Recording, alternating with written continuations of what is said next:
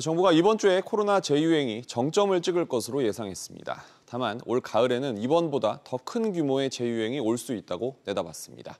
임종윤 기자.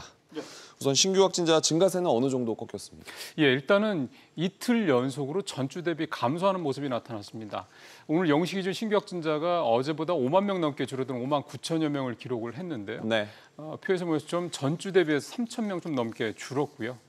이게 이제 이틀째 연속이 지금 진행이 됐습니다. 근데 이제 표에서 보시는 것처럼 2주 전 대비해서는 여전히 3,700명 늘었고 4주 전에 비해서는 14,000명 정도 더 는 것으로 나와서 네. 아직 완전히 뭐 정점을 찍었다 보기는 이르다라는 그런 분석도 있긴 합니다. 하지만 네. 제일 밑에 보시는 것처럼 감염 재생 지수가 1.1이 일단 7주 연속 계속되고 있는 상황을 감안하면은 일단 증가세가 꺾인 건 사실이지만 증가세 자체가 멈췄다 이렇게 보기는 이르다고 봐야 될 것 같습니다. 그럼 말씀하신 정점과 관련해서 정부는 어떤 입장을 보이고 있습니다? 정부가 오늘 마침 그 부분 관련돼서 얘기가 좀 나왔는데요. 오늘 오전에 있었던 정례 브리핑에서 정기석 국가감염병 위기 대응 자문위원장이 이번 주에 정점을 찍을 것이다라는 입장을 내놨습니다. 일단 직접 들어보시겠습니다. 네.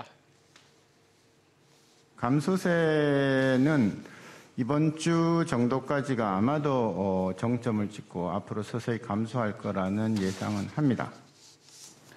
정부 얘기대로라면 지난 17일에 기록했던 18만 명 조금 넘었던 게 이번 6차 재유행의 이제 정점을 찍은 거다 이렇게 볼 수도 있는 겁니다. 재유행이 이번이 끝이 아니라면 그러면 또 언제쯤으로 예상할 수 있습니까? 그렇습니다. 오늘 그 부분에 대한 그 전망도 나왔는데 역시 정기석 위원장 얘기 들어보시겠습니다. 네.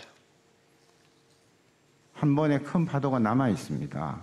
왜냐하면 10월, 11월이 되면 모든 사람들의 면역이 일시에 떨어지는 그런 시기가 오게 돼 있습니다.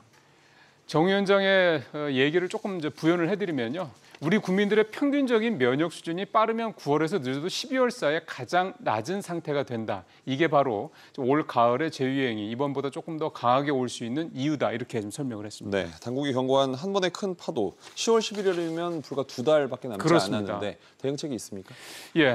결국 이제 고위험군에 대한 방역 효과가 실제로 나타나냐 이게 이제 관건이 될 것 같습니다. 네. 정부는 지난주부터 독거노인 등 취약계층 확진자를 대상으로 건강 상태를 직접 유선으로 확인하는 등의 고위험군에 대한 이른바 표적 방역을 추진을 하고 있긴 한데요.